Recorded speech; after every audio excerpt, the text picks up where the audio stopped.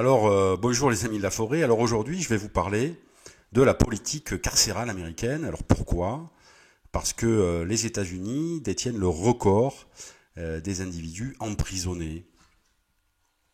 En effet, ils ont à peu près 2 100 000 détenus, ce qui est un chiffre énorme évidemment par rapport à la population américaine qui est de 300 millions.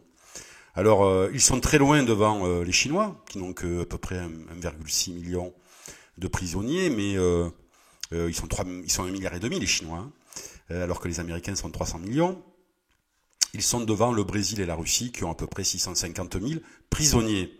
Alors pourquoi ce taux d'incarcération absolument phénoménal? Surtout que ça n'a pas toujours été le cas.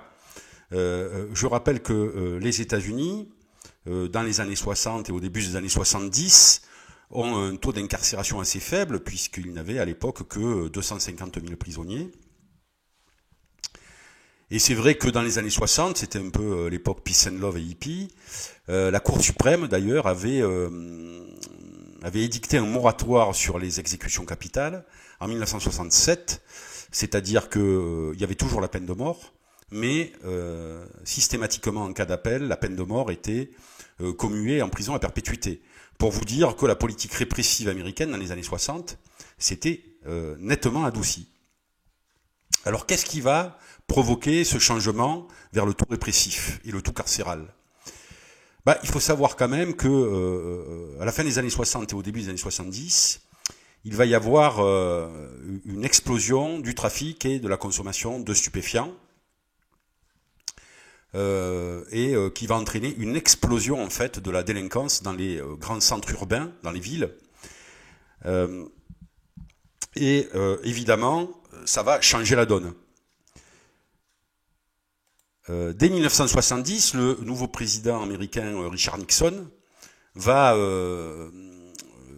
déclarer la guerre à la drogue, même dans un discours officiel, il va nommer spécialement la French Connection, la filière française, qui avait les chimistes les plus performants pour transformer l'héroïne base en héroïne pure. Et il va y avoir toute une série de mesures pour lutter en fait contre le trafic de drogue. Il va y avoir la création de la DEA, non pas en 1970 mais en 1973. La DEA qui est une police spécialisée pour lutter contre le trafic de drogue. Et d'ailleurs, le cinéma américain va aborder cette thématique de la lutte contre la drogue. Je renvoie au film French Connection en 1971 de William Friedkin avec Gene Hackman et Roy Scheider, qui a eu un immense succès à l'époque, puisqu'il a eu 5 Oscars en 1972, il a été récompensé. Et il y a eu beaucoup de films traitant de ce sujet. Le dernier qui m'a marqué, c'est American Gangster, qui est beaucoup plus récent, avec Denzel Washington et Russell Crowe, qui narre notamment la trajectoire du trafiquant de drogue Frank Lucas à New York. Alors ça va être d'abord le vote de la loi RICO pour lutter en fait contre ce trafic de drogue. Alors la loi RICO, qui va être votée par le Congrès en 1970, va alourdir les peines pour les individus faisant partie d'une organisation criminelle. En fait, c'était une loi qui visait Cosa Nostra, la mafia, qui organisait évidemment le trafic de drogue et qui importait la drogue aux États-Unis. Et donc cette loi RICO, elle va alourdir de manière exponentielle les peines de prison. Alors, ça va avoir deux conséquences. Premièrement, il va y avoir énormément de mafieux qui vont être envoyés en prison. Et il va y avoir avec cette loi RICO une loi sur les collaborateurs de justice, ou en Italie on appelait ça la loi sur les repentis. C'est-à-dire que si les membres d'une organisation criminelle se retournaient collaborer avec la justice américaine, leur peine pouvait être largement réduite, et même ils pouvaient bénéficier de la protection de la justice américaine. Et donc par ce biais, on va avoir des boss mafieux, en fait, notamment le numéro 2 de la famille Gambino de New York, qui va se retourner, Sammy Gravano, qui va se retourner en fait contre son boss John Gotti, qui va collaborer avec la justice américaine, et John Gotti prendra la prison à perpétuité. Il va y avoir aussi un autre cas, c'est le boss des deux mondes, Tommaso Busquetta, qui était membre du clan Badalamenti. Le clan Badalamenti de Palerme en Sicile avait perdu la guerre contre les Corleone de Totorina. Il s'était réfugié au Brésil. Busquetta et Badalamenti vont continuer leur trafic de drogue au Brésil. Ils vont être arrêtés. Busquetta va être arrêté par la police brésilienne, extradé aux États-Unis, et il va décider de collaborer avec la justice américaine, puis avec la justice italienne. Et son témoignage permettra le maxi-procès de Palerme en 1986. Alors cette loi RICO, évidemment, elle va s'adresser notamment aux trafiquants de drogue. Mais il va y avoir aussi un renforcement de la lutte contre la délinquance et contre les criminels en général. Il faut savoir que dans ces années 70, il va y avoir énormément de médiatisation autour des icônes du mal que sont les serial killers.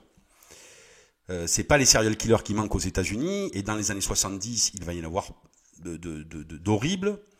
Vous avez par exemple le tueur d'enfants Dean Corll au début des années 70. Harry Lee Lucas et Otis Toole qui vont parcourir les autoroutes californiennes et tuer énormément de monde. Là, je vous renvoie au livre de Stéphane Bourgoin sur Harry Lee Lucas, La main de la mort. Vous avez Ted Bundy qui va terroriser Seattle, puis après le Colorado, et un serial killer au charme vénéneux, le clown tueur John Wayne Gacy, l'ogre de Santa Cruz, Ed Kemper, Jeffrey Dahmer, le cannibale de Milwaukee. Donc, c'est pas vraiment les serial killers qui manquaient dans les années 70. Et à New York, par exemple, en 76-77, c'était David Berkowitz, le fils de Sam, qui a terrorisé Big Apple. Bref, il y avait dans chaque grande ville son serial killer.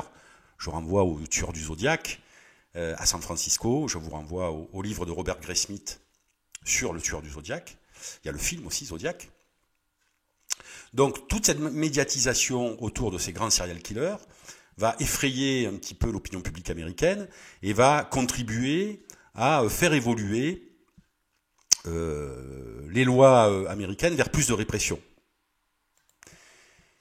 Et d'ailleurs, dans ce contexte de délinquance en augmentation, comme il y avait eu pour la drogue avec les films French Connection, dans le cinéma américain, on va aussi aborder ce thème avec des films comme L'inspecteur Harry, joué par Clint Eastwood, qui va traumatiser les délinquants avec son Magnum, et puis aussi le film de Un justicier dans la ville, où Charles Bronson, qui jouait le rôle de Paul Kersey, va parcourir les rues new-yorkaises pour se faire justice lui-même.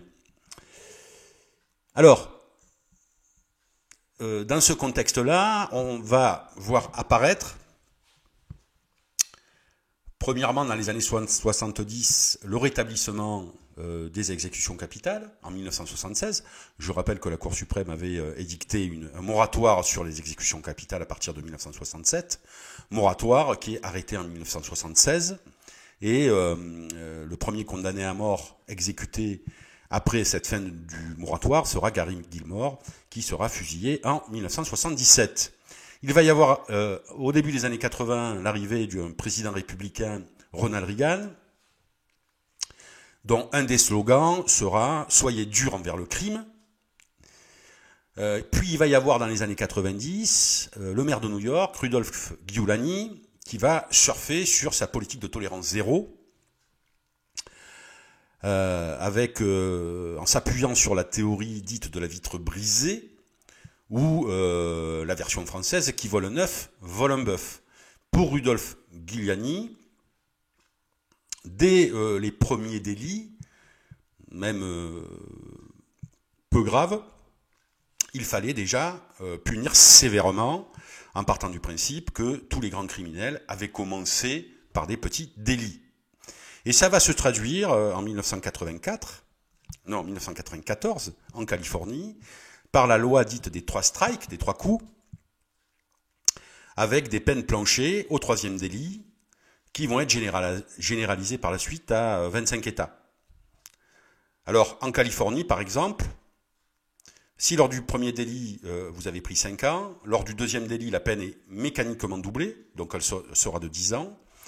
Et si vous avez fait un troisième délit, même un délit futile, votre peine sera multipliée par 3 par rapport à votre peine précédente, c'est-à-dire si vous avez pris 10 ans lors de la deuxième peine, mécaniquement, vous aurez 30 ans de prison, quel que soit le délit.